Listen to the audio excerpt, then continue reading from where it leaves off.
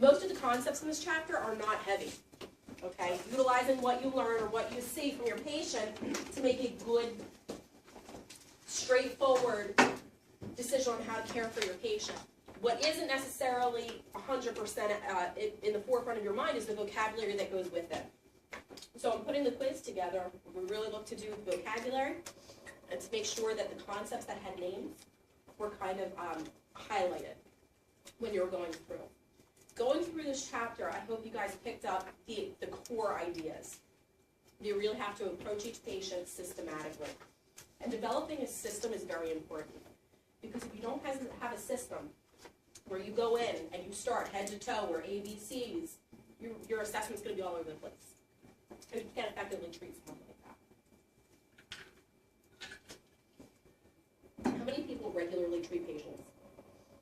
I mean, like regularly, not you work regularly, because that doesn't mean anything. Okay? Okay, regularly treat people. How many of your patients are legitimately sick? It's a legitimate question. It's EMS. Half of it's bullshit. No. 30? I would say that that's a fair assessment, 25 to 30%. I would say that that's, depending on where you work, obviously, but how do you determine if someone is sick or not sick? Okay, so the book says primary assessment. I'm asking you guys, what in your mind says, oh shit? What gives you the pucker factor? General impression. General impression, that's the book answer too, awesome. But well, yes. No, but when you walk in, you go, oh shit, I mean, they're sick. Okay. Something looks like they're going to die pretty quick. Or it was Okay. like they were shot 9 times. Okay, so obvious trauma. Okay, obvious trauma. Obviously, that makes you go, whoa, that's a problem. That's sick. What? Well, maybe not 9, but 10. Oh, just sidebar. Did you guys have a chance to go down and check out Penn's new trauma center? It was their open houses today and yesterday. Phenomenal. Awesome. I don't like I got you to see the whirlybird. Yeah, where they're letting the whirlybird. You can take a Black Hawk on top of Penn now. What? Well, Penn Presbyterian, but anyway, it was pretty awesome. So general impression. What else aside from obvious trauma? What's that? Skin color. Explain. Something weird, and sweating. Gray, obviously, diaphoretic. Sure. Are they awake or are they alert? Awake or alert. Okay. Breathing normally? Mm-mm. What would abnormal breathing be? Somebody sitting there like... Okay. Respiratory distress that's very Instead of me overt. saying to you in a full sentence that, yeah, I feel like I'm having trouble breathing right now. Good. Okay, not breathing. Sure. What else? Koosmalls. I heard Koos. Was that you? Koosmalls. What are Koosmalls? Kuzma, you seen diabetic, right? Mhm. Yeah, ketoacidosis. Yeah, very good. So Koosmalls would be a heavy breathing where the person is trying to bring their pH balance back down to normal levels. So yeah, absolutely. What else? Belly breathing? Stomach breathing using accessory muscles to breathe, sure. And a lot of this you guys can see when you walk into a house. Have you guys ever heard rails in a CHF patient, congestive heart failure patient? You walk in the door and you're like, oh, because you can hear it, right? 90% of the time you walk in and you're like, oh shit. Or there's someone unresponsive on the floor with froth coming out of their mouth. That's always usually a good indicator. Okay? Yeah, absolutely. So you guys are already trained to say sick, not sick. What about injured, not injured? Is that a little bit more tricky sometimes? Why can that be a little bit more tricky? It's harder to see. Trauma can sometimes be a little harder to see. Explain that. Somebody can have a lot of internal stuff. Very vicious. So on the outside, it may just look like one tiny little bullet hole or something, or you won't be able to see a broken rib. It's got something going on. Okay, so when we're talking trauma, whether it's easy to see or hard to see, what's the biggest thing we have to look at?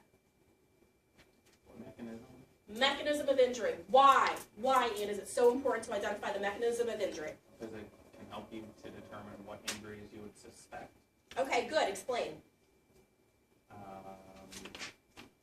Like if somebody got shot and there's an entrance but not an exit, Okay. you could suspect that maybe there was some bouncing around and it's still stuck inside, as opposed to there's a clear entrance and exit. You can kind of determine the path that the bullet took and where the injuries would be. Okay. Yep. AJ. So listen, you are dispatched to an MDC. You arrive on scene to see an 85-year-old man standing next to his car that is on its roof and on fire. Yeah, that would be a pretty significant mechanism of injury, so. So what would you consider? He says, "Oh, I'm fine, sonny, you go about your Well, business." first of all, since he's just hit his age in and of itself is concerning, because he's Okay. older, so his body system's beginning to slow down. And then the car rolling over is obviously a big deal, and it's Okay. a high injury for those kind of accidents. And then the car being on fire just adds to that even more. Okay. Are you Okay, sure so- he was driving? So these are all questions sure you have to think about, but automatically you're gonna be on high alert because it's a significant Yeah. MOI. Okay. What about something where it's questionable? Give me an example of a questionable MOI where you're not 100% they're automatically based upon that it could be significant. All the time, thank you. All the time. Falls suck. And the reason falls suck is that they can jack someone up or they can be totally fine. And very rare are you right in the middle. Okay, so yeah, a fall. What's the big significant part you want to find out during fall? Did they hit their head? Loss of How consciousness? far are they on any anticoagulant? Did they hit their head? They get unconscious. What made them fall? What made them fall? Were they unresponsive? Was there a LOC involved? They Sure. fall on it. Did they fall on? What was the surface that they fell on? I fell 15 feet onto, a feather pillow. Feather bed. Oh, okay. It's not that big of a deal, obviously. So sure. These are all things that you guys have to think about. As paramedics now, we have to think about a couple other things, more than just BLS. This is a lot of BLS thinking. The Coumadin was kind of an ALS thing now. So let's focus on Coumadin. Explain to me, as an ALS provider, why it's important to understand the mechanism of injury. What pre-hospitally can we be thinking of with someone who has a very significant MOI? What if they're bleeding? What pre-hospitally can we do as ALS providers? Fluid replacement, excellent. A BLS provider can't do that. So, Kat, you have a patient who has a very significant mechanism of injury and is showing signs of cardiogenic shock. What do you do? WWKD, what would Kat do? Actually, fluid replacement due to systolic 90, Nice answer. Why is systolic at 90? because you don't want to pump up the pressure too much in case they're flooding, you don't want to bust up. Yeah, because we don't want to make Kool-Aid, right? We don't want to make Kool-Aid, but we also don't want to increase the blood pressure to force bleeding again, right? We want to keep them relatively low. Wouldn't that make sense? Now, taking what Kat said, that yes, we want to do some fluid replacement. What can we give pre-hospitally that's going to be an expander? It's a fluid expander. What expands our ability to utilize the fluid we're getting? Vasodilator. No. Don't give a vasodilator to a trauma patient. Please don't. They'll fire me. They'll find me and fire me. Don't do that. What's a fluid that we can give pre-hop? Just say it. Go ahead. Ringers, because what does ringers do? Hotspot for the pH. Okay, very good. So we can utilize it a lot better, and we know that it's essentially going to kind of bulk up what we have available to our systemic system, right? So if we're trying to maintain a pH of 90 systolic, okay, what are we also trying to maintain?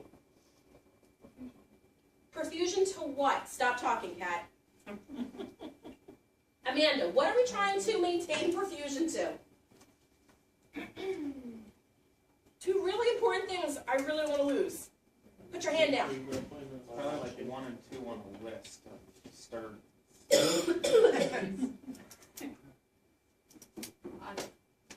You should go with your heart on these answers, Amanda. Really think hard You about think it. hard and go with your heart. Heart and the brain. Oh my God, yeah, absolutely. Okay, we want to maintain perfusion. It's really important to maintain perfusion. How? No coffee. Mayor, how do I know if I'm doing an adequate job of perfusing my patient, an adequate job of perfusing their brain?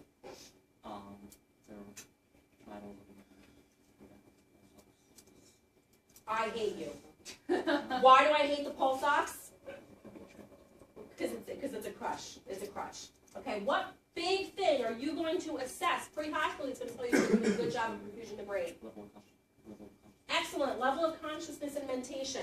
So you arrive on scene to have a patient who initially is talking to you, doing a really good job of communicating, conscious, alert, and oriented, all that jazz. You've assessed GCS, they're doing a great job.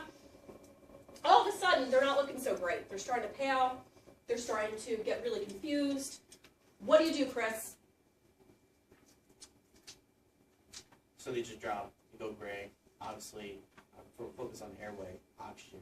Okay. Probably EKG, do vital signs. O2 is maintained, O2 sat's fine, airways maintained. What? What? What did you say? Say Oh, that. I was saying, I think she meant decompensated by dropped. Oh, yes, yes. Completed, okay. Big adult words now. Okay, no, I hear you, I hear you.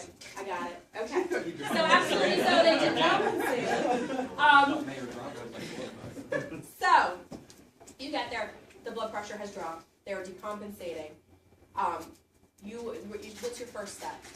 You've ensured that the patient has a pain in the airway, now what? Vital sign. What particular vital sign are you really, Pulse, thank you, respiration. why? Why blood pressure?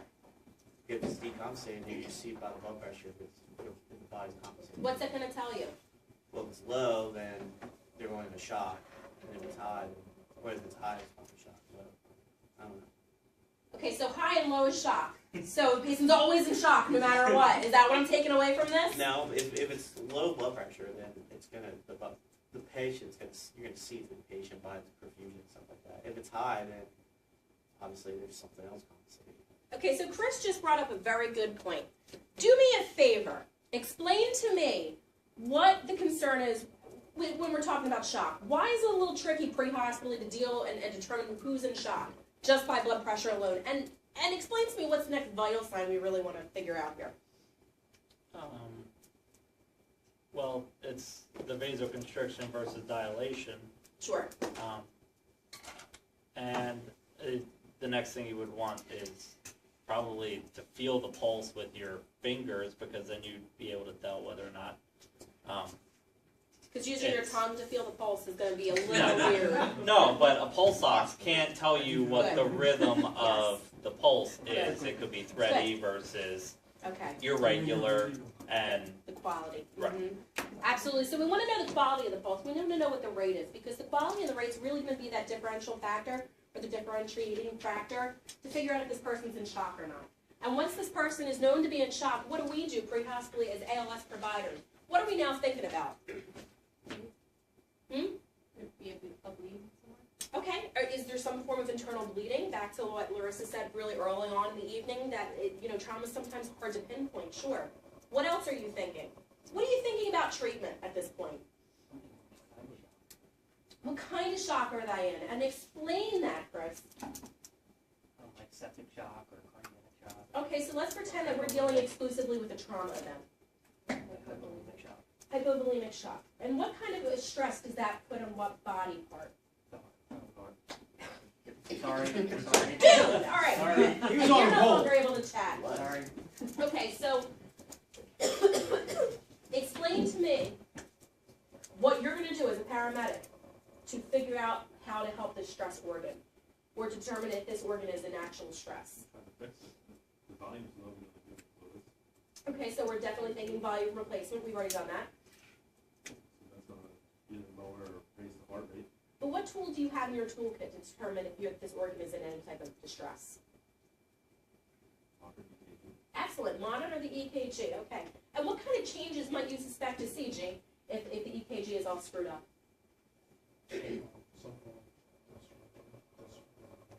Okay. Dysrhythmias, would you expect to see in shock? What kind of rhythm changes might you expect to see? And there's a question you now have to ask me, a very important question regarding shock and changes in the rhythm. What's that? No. I was like, PVT. Did I miss that one in school? Okay, good. You're thinking very, very specific. Think broader. I want you to tell me what kind of shock my patient is in, and tell me what kind of changes in the EKG you might see with those two different types of shock. Mm-hmm. I'm not sure what you're asking. You're so close. I can tell. So My patient has a low blood pressure. They're in what kind of shock? Someone help them out. Oh, the stages of shock. Yeah. Yeah. Okay. Compensated. And what tells you that they're in decompensated shock? Well, low blood pressure. Okay, right, because once you start seeing those changes in the blood pressure, we know that the body's no longer able to compensate, right? So what might you see with a decompensated patient with a low blood pressure? What kind of a heart rate might you see? Initially, very fast, right? And then what happens? Yeah, okay, so if you have a decompensated patient with a bradycardic rhythm, yeah, you're going to have that pucker factor because that's a late sign. It's a very late sign. Okay? Yeah, this is a big problem. What do we also call that? Irreversible shock, because at that point it is very hard to get them back. Are we really going to do that pre-hospitally? Well, we can try. We shouldn't stop trying, kids. But at the same time, realistically, what do they need? Us? No. Yeah, they need a surgeon. They absolutely need a surgeon. Okay, good. Good. I have a question. Yeah. Would the whole rhythm look just everything wider and shorter? Or No, is it short? not necessarily. If you are if you have someone who's had a prolonged injury and not known it, so someone who is starting to get septic from their injury, someone maybe like an elderly person who fell and has been on the floor for a long period of time, you're going to start seeing electrolyte changes as well because they haven't been able to manage their bleeding or replace any fluids or anything. So with those patients, you might see QRS widening or QRS narrowing, and it changes the morphology of their P wave, which would indicate some kind of an electrolyte issue. That's really the only time you're going to see changes in the morphology of the QRS or the P. So we're going to get into that a lot more with cardiology. Typically, what you're more going to be seeing with trauma patients is a change in the rate, not necessarily the rhythm. So you're going to see people who are really tachycardic, where the QRS complex is narrow, but not more narrow than is normal, still within normal limits. And then bradycardic, again, that rhythm that we call it the R to R that you're going to map out is still very normal, and the morphology is still the same. Yeah. Okay. All right. So the biggest thing that we're talking about with critical thinking, we have to go through steps. Remember I said right at the very beginning, when you're walking into a patient, you've got to figure out, what am I doing? You have to approach with a very systematic thing. So when you guys walk into a house, what's your first step? Yeah, obviously things you're thinking about, you're quiet about it, scene safety, BSI, all that happy crap. Okay, but what are you doing? What about patient care and initiating care? What do you guys do? I'll look at them and figure out at least initially what happened. Sure, absolutely. And do you do that from the door? Start looking at your patient? Do that in trouble. Yeah. Start doing it at dispatch though. Aha! I mean, Why? How do you start doing that at dispatch? Well, it depends on how it comes in. If it comes in as a seizure or a fall victim or a stroke, Yeah. and then dispatch notes as they get supplemental. Yeah, and that's actually going to be a registry question. When does assessment of the patient begin? Begins at dispatch. It's a gimme, I'm giving you one. So yeah, absolutely. It starts at dispatch because you want to take all the information you possibly can about this patient prior to getting on scene. If you guys are going to a pediatric patient, a 2-year-old season, what are you going to do on the way in? What are you going to be doing on the woo, woo, woo if you're sitting in the passenger seat? Maybe reviewing. Maybe staving off those first time jitters by looking up your protocol. Absolutely, that's a good thing to do on the way. What else? Thinking about what kind of medicines you might need to have. Okay, thinking about what kind of medication you're going to give in this particular instance. What else? What equipment you want to take in? What am I going to take in? There's one thing you guys are missing. One thing you really want to be considering on the way to this call. Who's there? You don't know that. If there's a history or any medications already given? Okay, is this normal for the kid to be seasoned? Would be my first question. Do they have a history or some kind of past medical history that would cause this? Is this a normal seizure or an atypical seizure? And if this is an atypical seizure, does anyone know what typically causes a kid to seize if they don't actually have the history? Febrile seizures, absolutely. Those fevers, kids can't handle them very well. My 2-year-old actually had a seizure 6 months ago. It was right around the time we were starting to get cold in the fall. And I flipped out. Like, I'm a seasoned medic, okay? Like, I'm not someone who has no medical experience at all. My kid started seizing, I was like, ah! Call 911! I was a wreck. People walk in, they're like, Danielle, what happened? I'm like, Joseph, he's foaming like a fish! I don't know! It was bad. So, and like again, I don't know what to do. You know what I mean? And I did all those things, but at the same time, I was a hot mess. So yeah, so and it's terrifying for mom and dad. And what do you guys come in and do? Tell them to calm down. Oh, it's fine. This happens. It's kind of normal. And you're like, fuck you. No, you're not. As a parent, oh my god, let me tell you, I was like, this is not normal. But it was bad. You're bad too. Isn't it like the scariest thing you've ever seen? 6 months in the middle of the night, you wake up and it's broken. You have no idea what happened. Yeah, well, and then the other issue is like looking at stuff like that. You can totally understand, like back in Salem, why they thought people were possessed. I'm just saying, okay? Like my kid looked like he had a demon in him. It was terrifying. So yeah. So assessment's going to begin directly from dispatch. You guys are going to go in. You're going to identify the problem, and really, you're going to think about your priorities. Airway. How do they look? What's your priority? Is the scene safe? How do I make the scene safe? So on and so forth. So you have to figure out what you're going to do. When you start developing your care plan, at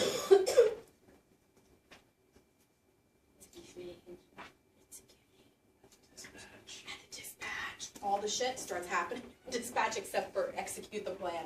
So at the dispatch, you start to think about identifying the problems. You start thinking about your care priorities, and you develop a care plan at dispatch.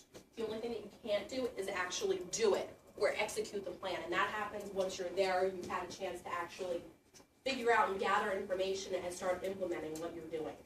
You don't want to get tunnel vision though, right? You want to like have ideas, but not be like, I'm going to walk in and that's what I'm going to do. Absolutely, and that's a good point. You know, it's easy for us to get dispatched for a stabbing, and we get there and it's ankle pain, and you're like, but where's the weapon? And they're like, it's no weapon. My ankle hurts.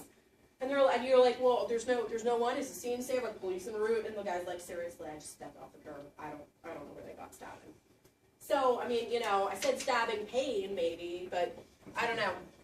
So a very good point. You don't want to get tunnel vision, and that goes into a distracting injury too that we're going to talk about. So yeah, absolutely. So yes, you want to start developing your plan, but you don't want to get stuck with your plan.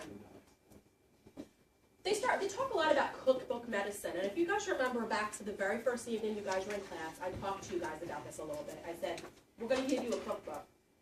We're going to give you Betty Crocker, and I want you guys to go and develop that Betty Crocker cookbook and become your own chef. You have to know how to cook, but you don't necessarily always have to follow the cookbook medicine.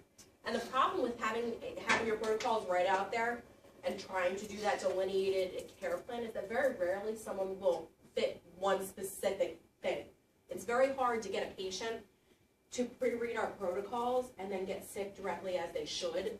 We have tried patient trainings, but it doesn't work. So oftentimes you're going to have someone who will maybe fit into 3 or 4 different protocols. So you guys have to be forward-thinking or critical thinking EMS providers and utilize what you know to actually create a care plan that's going to work. So the biggest thing, again, you know, we talked a little bit about the patient being atypical. We in EMS have an added issue as medical providers. Our scene is always messed up. We don't function in a state-of-the-art ER like they have down at the Presbyterian Kennedy Center now. As nice and pretty as that is, for us as EMS providers sitting in the audience, we're like, this is great. This is awesome. It means nothing to us, but great. And they're like, you know, we designed this with you guys in mind. And I'm like, and I appreciate that. It changes nothing with how I'm going to be able to handle my patients pre-hospitally. Because our scenes are so stable. We deal with the environment. We deal with the house that only has one communal light bulb and they take it from room to room. You know what I mean? We deal with homes that are unstable, with people having animals present. Did you guys hear about Delaware County with the ferret? Yep. No, that's crazy.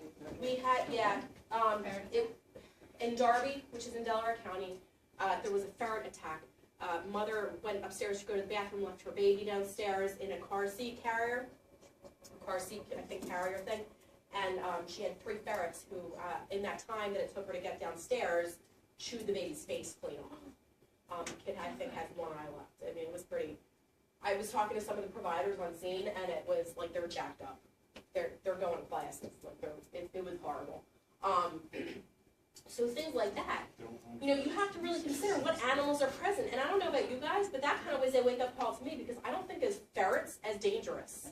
I didn't know they did that. Yeah, I don't know. I mean, I don't know if they were like starved.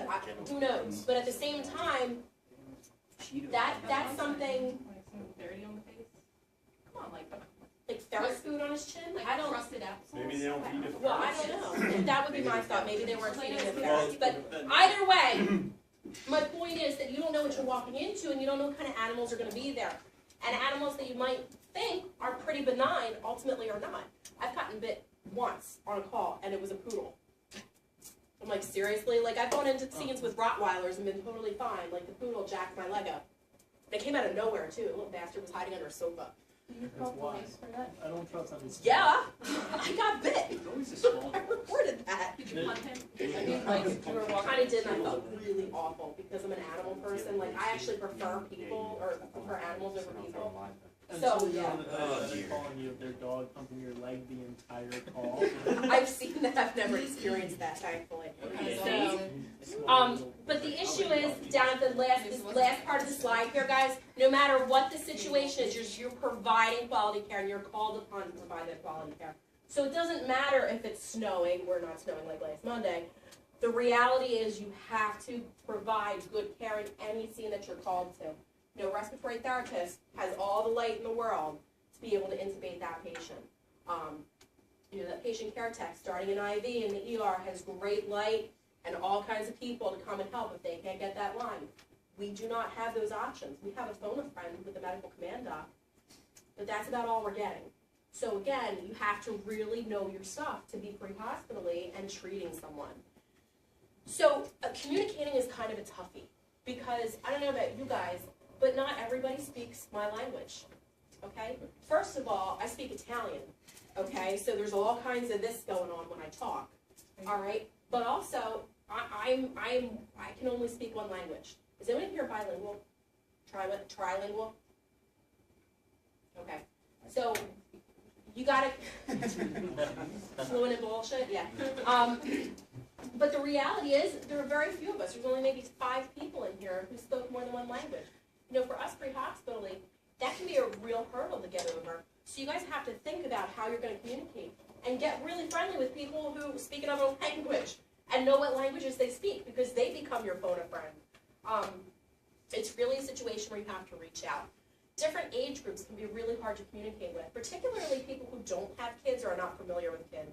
We had a kid with his finger stuck in a lock. My friend Ken Brown in Delaware County is a great medic, a hick through and through. God bless his living heart. He was born with 3 fingers, and we call him 3 fingers. And he got his. We were dispatched to a 3-year-old who got his finger stuck in a lock, and without even batting an eye, Ken went over and was like, it's gonna be fine, stop crying, you're gonna be fine, just like me. I was like, get in the truck, sit here with me, don't touch anything, don't talk to anyone. This kid, eyes not real big, strong, I'm like, no, it's not gonna happen, kiddo. The fire police is coming, the fire is, coming in with their saw. I'm like, shit, it was not good. So again, you have to learn how to talk to certain age groups. You can't go into a teenager and say, yo, what's up, homie? And, they're not going to look at you right. So you have to know who you're speaking with. And the biggest thing I can tell you is to be respectful to every age group. Really? Why, are you hip? Are you cool? Are you happening? Like, I'm not, so I could never do that. Like, I don't know. I've never been cool a day in my life. I could try it. I don't know. Different educational backgrounds is huge because not everybody has common sense like you have common sense. Job security. Common sense is not a common thing. And when you have different cultures, they have different definitions of common sense. Okay? Most cultures, believe it or not, if someone has a fever, they sweat it out. That is a cultural thing. My grandmother, off the boat from Ireland, sweat out the fever.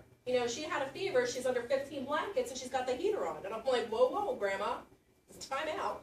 But that's a very common thing, and that is common sense. Burns with butter. Have you ever gotten to a scene with a burn and someone slathered butter on it?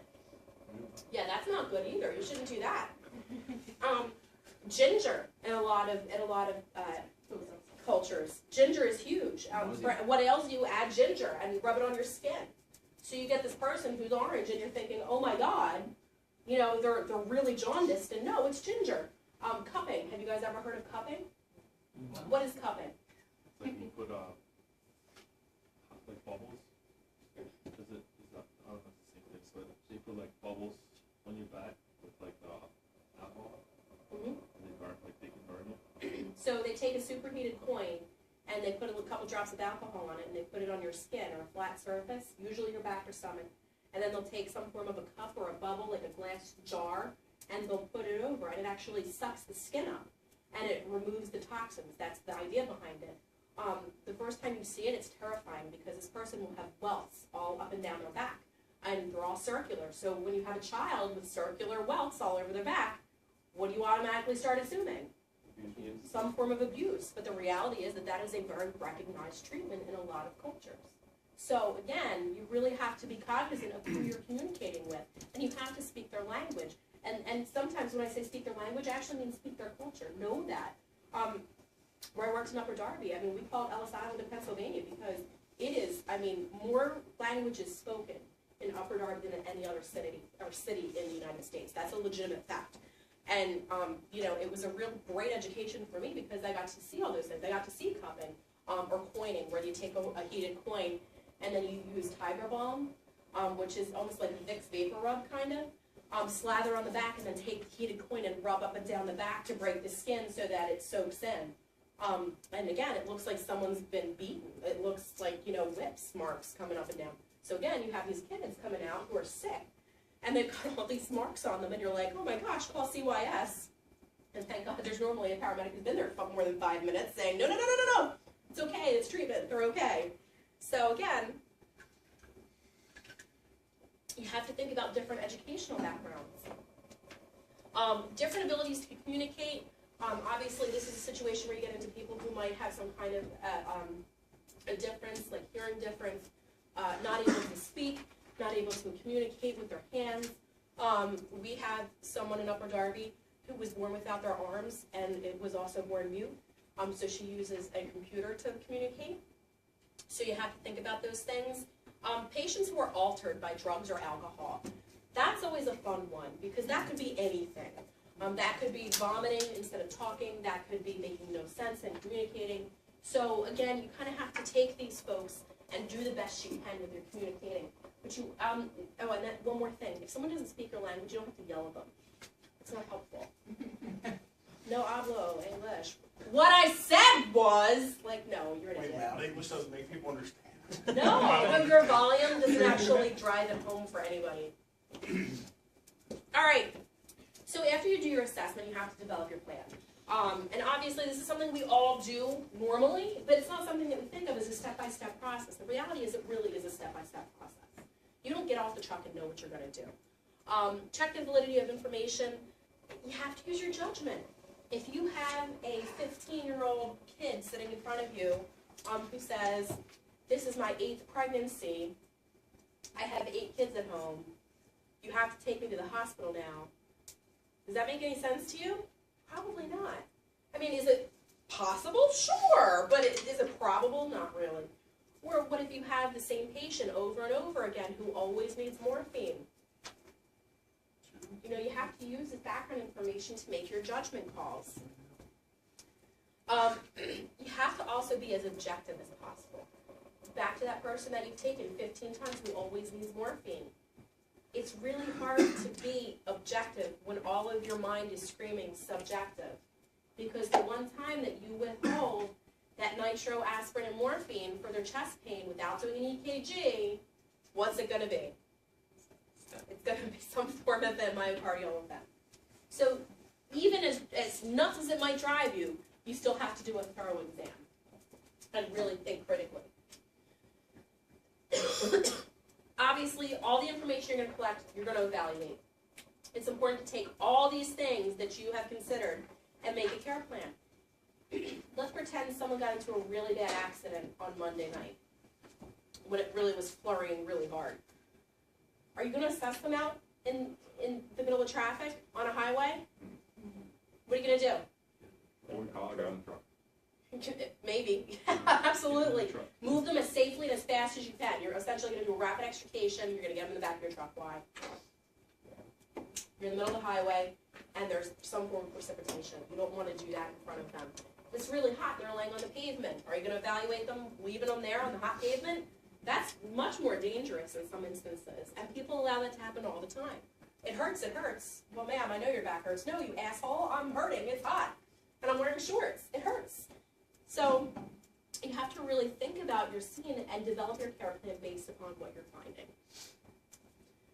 Determine what's valid and what's invalid, and then you're going to have to synthesize or create your care plan. There was a lot of moments in your book that went back to the word synthesize, and really all they're saying is create, or take the information and develop a plan.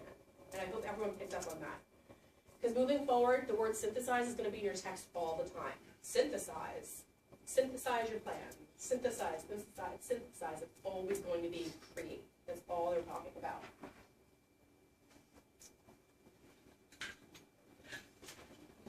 All right, so this is a lot of fun. So your example is a 64-year-old man reporting chest pains. History includes type 1 diabetes since childhood. He's a long-time smoker, and he has a history of COPD. So he's got insulin-dependent diabetes.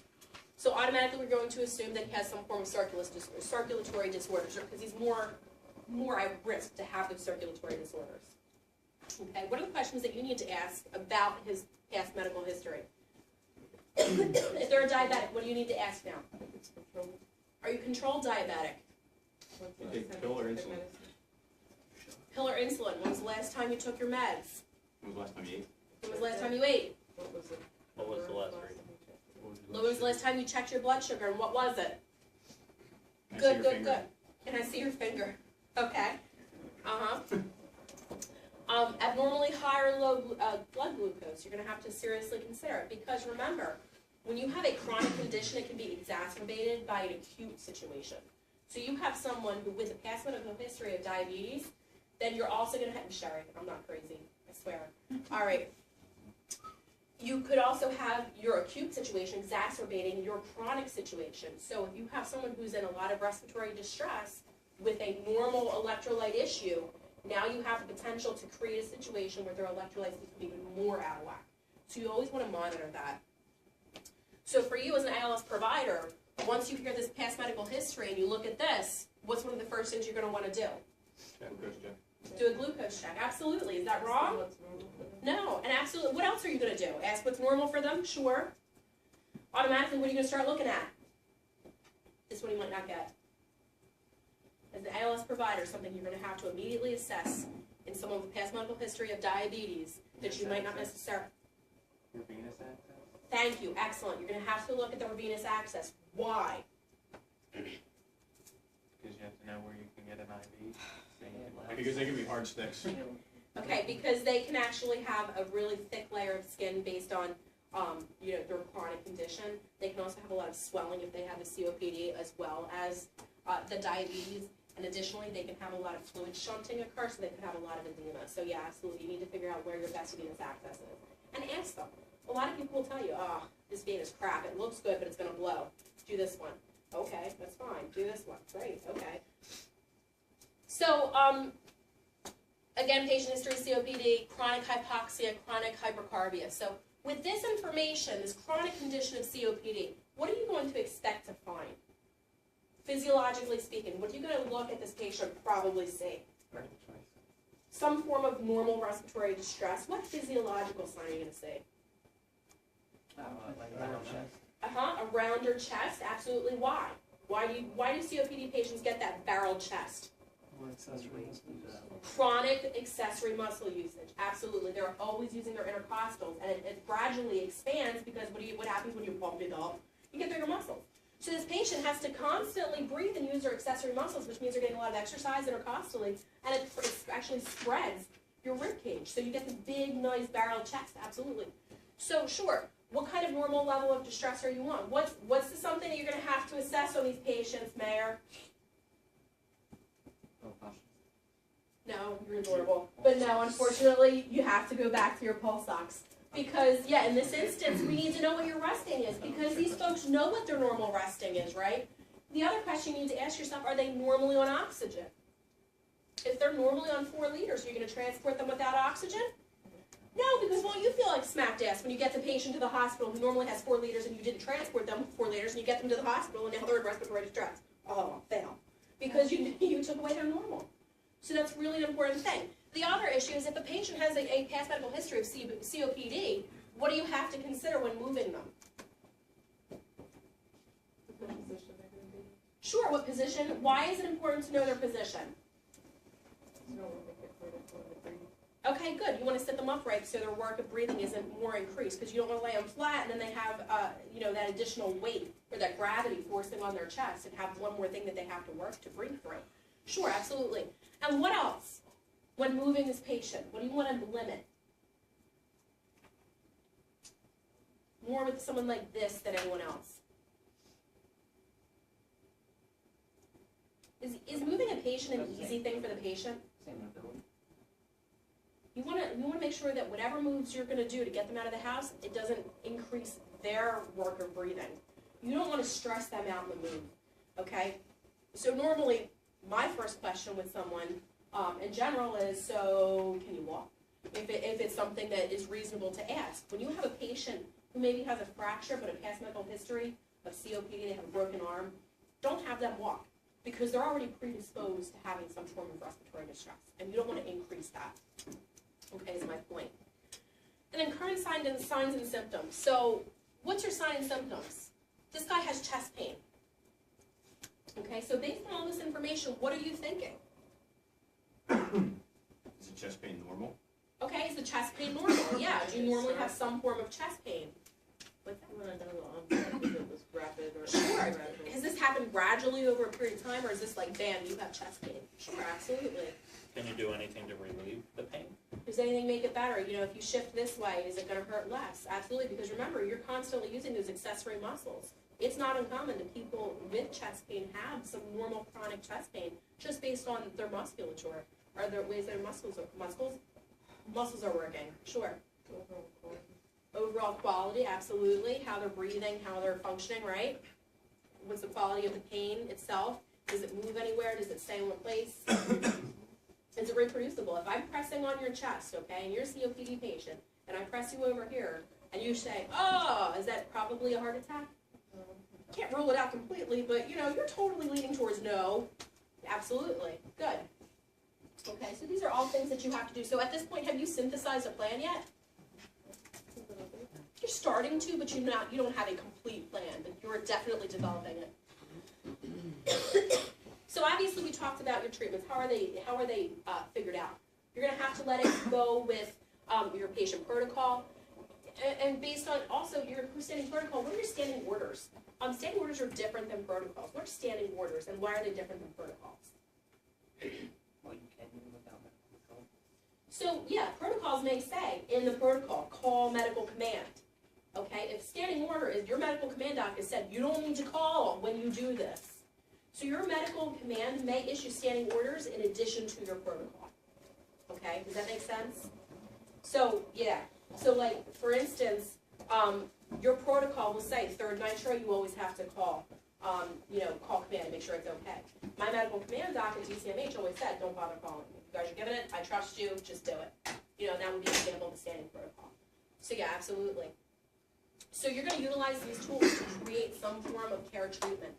And also, I have to give you guys a minute of caution. When you guys go out in the real world and you're doing your clinical ride time, they're going to say, oh, you've learned the book way, but you haven't learned how it is in real life. Just smile and nod, because you're not going to tell them any other way. But the reality is that what we do here in Pennsylvania has to fall within the national curriculum. So yes, there's going to be some changes, but it's not going to be vastly different. And people will tell you that, and again, don't get into a fight. Just smile and nod, know that that's not actually the case. It's not vastly different. If it is vastly different, you might want to tell someone. I have a question. Sure. Maybe a silly question, but do standing orders, do they ever conflict with what your protocol is, or are they always harmonious? In some cases, yes, they will. Does that mean standing orders trumps what the protocol is asking you to do? It depends. Because in order to have a standing protocol that trumps or a standing order that trumps a protocol, they would have to get special dispensation, and that will be part of your employee orientation. Like for instance, autonomy, the state says you have to have 2 ALS providers on scene to administer autonomy. It's all we didn't. Okay, but that was known, and it went through a process to be able to have that happen. So yeah, the answer is yes, but very rarely, and it's going to be something very specific. Okay, and again, you're going to know these things ahead of time. You know, a lot of changes with hypothermia when it first came out, the hypothermia protocol. It wasn't really defined very well initially, and as things progressed, people developed their own protocols, and the state came out with something finally. But initially, people were working off of standing order versus protocol.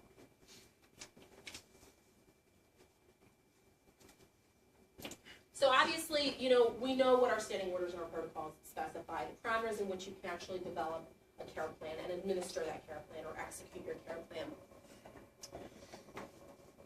When you need to contact medical command, something is bad, or your protocol tells you you have to. Calling medical command is not giving a report. It's very different, and people don't always understand that. As a BLS provider, do you really have a whole lot of opportunity to call medical command? Not usually. Who are you calling for help? The radio. You're getting on the radio and you're calling for ALS, right? As an ALS provider, you are calling medical command a lot more often. When you call medical command, you have 3 big things you have to do. Number 1, not sound like an asshole. Number 2, speak clearly and ensure that the doctor understands the necessity of your calling them. Okay? Present your information clearly and concisely. Number 3, tell the doctor what you would like to do and then ask their permission. You're not calling to say, I don't know. Okay, you're calling to say, this is what I have. This is what I want to do. I'm running it past you. Very rarely in your career should you ever call a medical command doctor and say, yeah, I don't know. If you're calling and saying, yeah, I don't know, it better be legitimate, like the doctor who goes in, looks at that patient and says, huh. Because if the doctor walked in and it's something legitimately you should have known, you're going to be sitting before a board before you know it. Okay, so the 3 steps to calling medical command, and y'all's 3 steps. Don't sound like an asshole, okay? Because you would be shocked how many people call, yes, this is Bob from ABC Ambulance, and I'm just calling to let you know that they don't have time for that. You guys are busy, they're busy. You have to call, you have to clearly and concisely get your point across, make them understand why you're calling, and you have to ask permission. Those are the 3 things you have to do when you call, period. Okay? When medical control should be contacted, again, you need someone else to tell you what your thought process is right. That's all you're calling for. You're calling for guidance. You are not calling because you're stumped. If you're stumped, it's a bad day. Protocols promote a standard approach and quality of care. At the state level, every state has to assure that they have a quality assurance program to monitor what you guys do. One of the first chapters that we talked about here in the classroom dealt with the medical, legal, and ethical. And one of the things that we talked about was gathering data from the pre-hospital realm to develop future protocols. And one of the reasons that we do that is to ensure quality and make sure that people are doing things in the way that they should.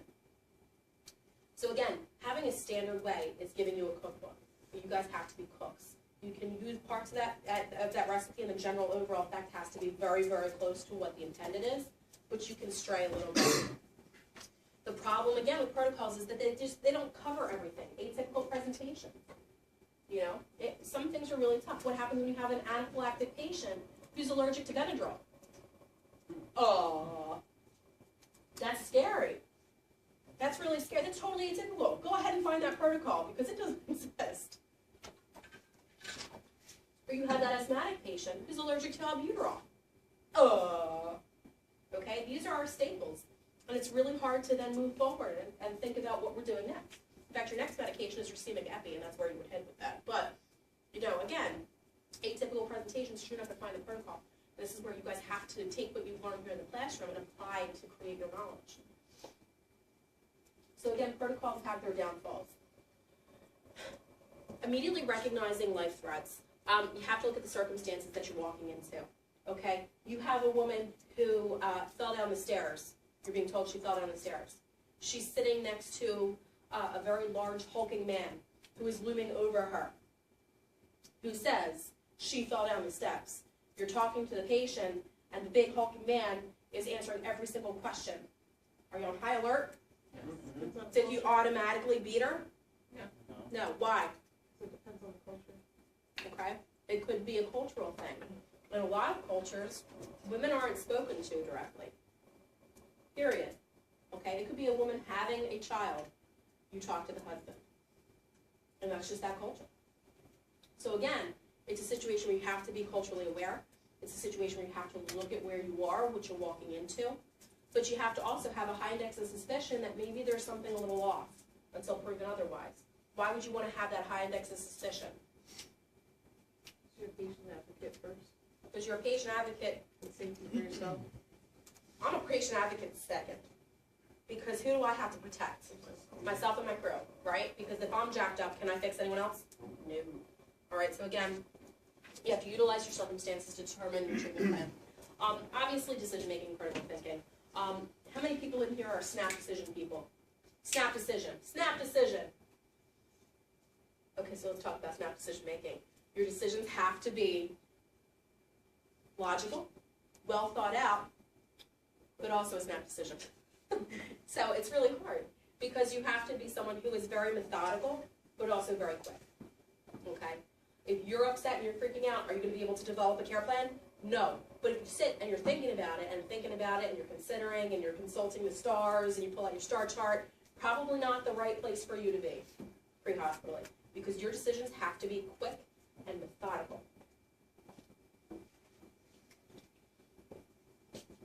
Obviously, you want to walk into a situation knowing things, right? Everyone has to have your knowledge. If you are emerging from this class going, by the end of the program, it didn't work for you. Okay. If you are going to clinical or emerging from this program and you're going, that might be good. We want you to leave here going, okay. If you walk out of this program and you know everything, come back to class. Because obviously we screwed something up. You shouldn't know everything when you walk out the door. That means you're an ass. I'm sorry. So come on back and we'll try teaching it again. So you have to also have psychomotor and clinical skills, excellent psychomotor and clinical skills. It takes a whole lot of time to develop these. You're not going to do 1 or 2 IV labs and have all the knowledge. You're going to have the motions down, but you're not going to have the way. Now some people will automatically be good at one skill. Just be fabulous, have a specialty. I can get an IV into any kid you give me. Any kid. I don't know what it is. I think maybe they squiggle and I just go with their squiggle. I don't know. But any kid you give me, I will put an IV in that kid and I will do it really well. I hate intubating kids. It drives me nuts. I can't do it. Cannot do it. I don't know why.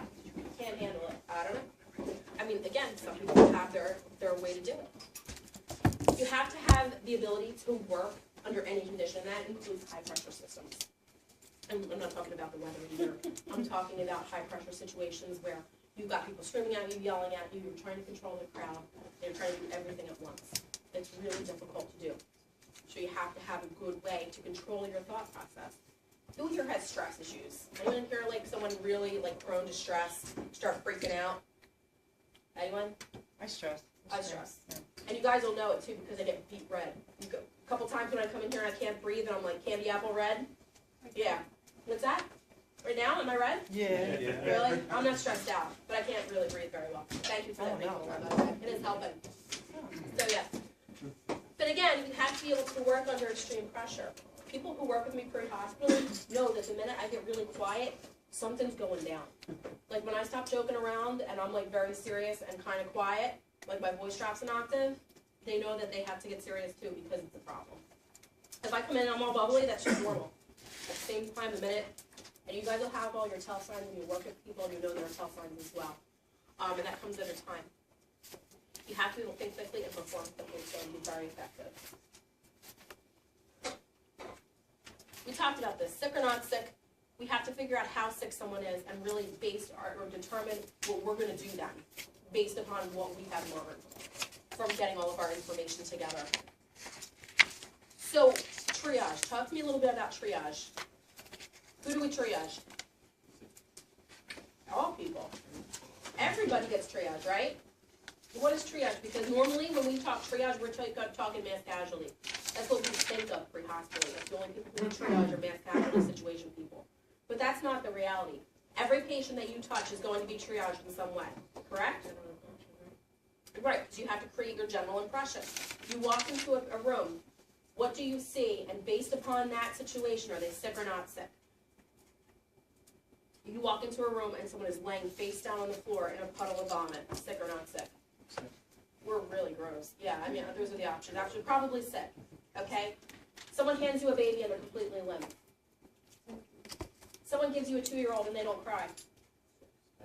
Someone gives you a 6-year-old and they don't cry. Needs bleed. Is it a male or female? Does that matter? I think it does. Someone hands you a 6-year-old, ambiguous, so you don't know if it's male or female, and they don't resist. They go to you completely willingly. Okay, there's. Probably sick, or maybe there's a dangerous situation. So are they certainly high priority at that point until proven otherwise? Yeah. Yeah. So again, a lot of this is triage. You know, you might start off thinking sick, and then realize they're not that sick. Okay, and you're gonna have patients who best you, where you look at them and every ounce of you thinks, man, they are sick, and they get to the hospital in the ER and they're like, you got played. You totally got played. You're gonna have people who fake seizures to get Ativan. You're gonna have people fake seizures to get their Valium. It's a hot mess. You have people who fake injuries, people who fake all kinds of things. You know, people who like to get stuck with IVs. Oh, they're out there. They're creepy and they're out there. Moving on.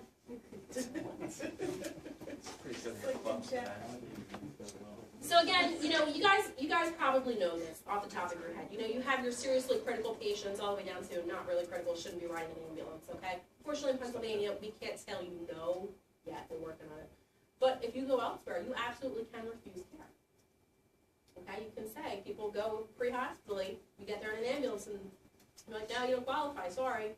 And they'll leave, and they'll send you someone else. They'll send you a taxi cab. Yeah, Detroit. You go to Detroit. Does Arizona do too? You don't qualify. Yeah, that happens. Yeah, Pennsylvania does not. Somewhere in North Carolina, they were doing bus tokens. Take the bus to the top. Dude, I don't know how they do it, but, you know, hats off, friends, hats off. Because taking a kid, you know, 26-year-old with a toothache that's been chronic for 3 months at, you know, 2 a.m. is not really a lot of fun. 7 cars in the driveway. I don't want to wake my mom up. You are 26 years old. I'm sorry. People are gonna follow you to the hospital.